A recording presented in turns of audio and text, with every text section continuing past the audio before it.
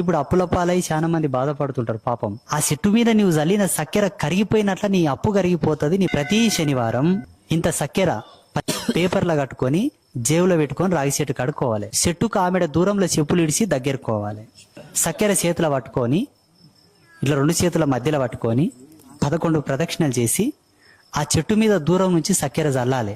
చెట్టును దాకరాదు, దూరం నుంచి దండం పెట్టుకొని చెప్పాలి, శ్రీమన్నారాయణమూర్తి ఏ జన్మలో ఏ పాపం చేశానో, నాకు జన్మనిచ్చిన వాళ్ళు పాపం చేశారో, నాకు జన్మనిచ్చిన వాళ్లకు జన్మనిచ్చిన వాళ్ళు పాపం చేశారో, నా వంశంలో ఎవరు ఏ పాపం చేసి మిగిలంగా నాకు తగిలిందో, నన్ను పుట్టించిన వాడవు నువ్వే, నా తరమిచ్చిన వాడవు నువ్వే. తండ్రి, నా అప్పుల బాధను తొలగించు.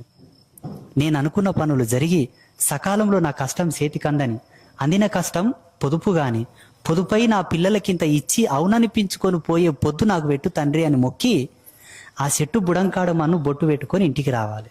ఆ చెట్టు మీద నీవు చల్లిన చక్కెర కరిగిపోయినట్ల నీ అప్పు కరిగిపోతుంది.